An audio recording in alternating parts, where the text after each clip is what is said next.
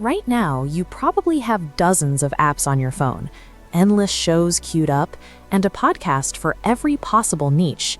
Yet somehow you still end up staring at a screen feeling completely bored. This raises a really interesting question.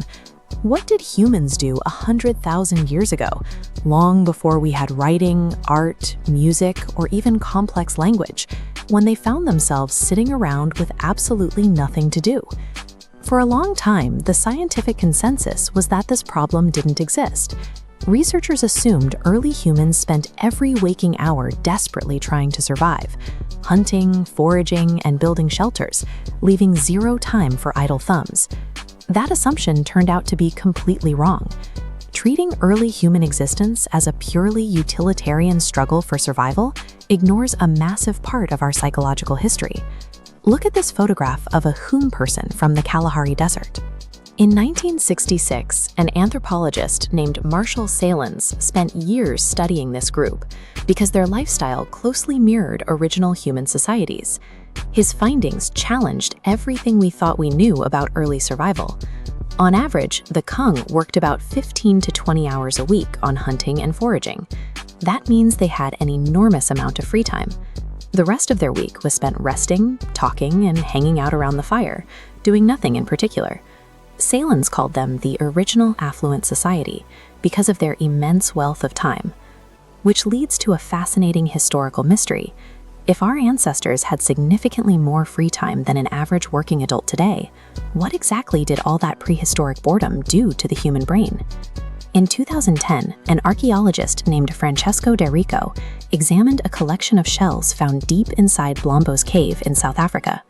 These artifacts were 75,000 years old. These shells have deliberate, man-made holes punched right through their centers. Coated in red ochre, they served no practical purpose for hunting. Someone made themselves jewelry. Piercing thick shells with coarse stone tools, without electricity or metal, required hours, maybe days of intense patience. We see a very similar pattern emerge later in southern Germany, where researchers unearthed a 40,000-year-old flute carved from a vulture bone. Once again, long before farming or complex cities even existed, someone sat down with a bird bone and a free afternoon. These artifacts point to a clear conclusion. The earliest iterations of art and music emerged because an active brain, stuck in a cave with a long, empty afternoon stretching ahead, desperately needed to generate its own stimulation. To even experience that level of boredom, your brain has to meet specific cognitive requirements. You need an innate understanding of time's passage and the ability to imagine an alternative future that is more stimulating than your current reality. A dog waiting for its owner isn't bored, it's simply waiting, without imagining other possibilities. But a human sitting idle by a fire starts asking hypothetical questions. What happens if tomorrow's hunt fails? What lies beyond the mountains? What happens when we die? While they were asking those big questions, they were also talking about each other. Robin Dunbar found that roughly 65% of all human conversation consists of trivial social gossip.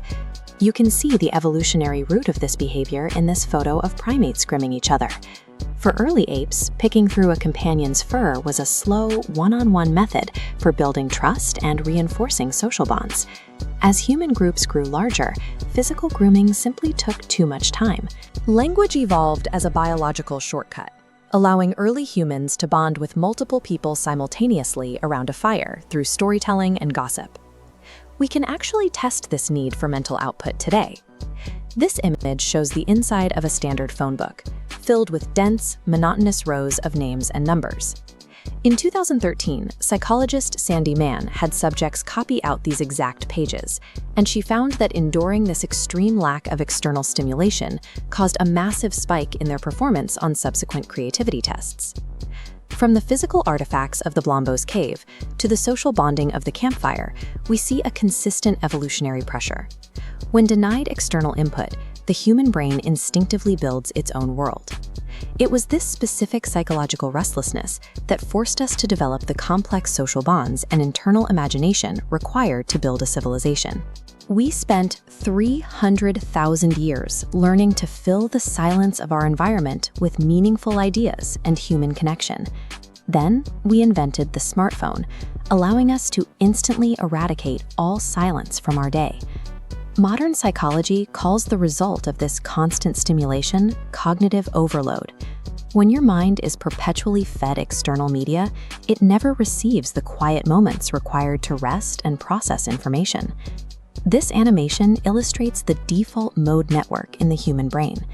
Watch as the bright, chaotic firing of active tasking fades away, allowing a deep, slow pulsing web of light to activate.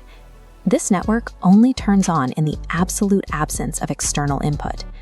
By continuously reaching for a screen the second we feel a hint of idleness, we actively suppress this exact network.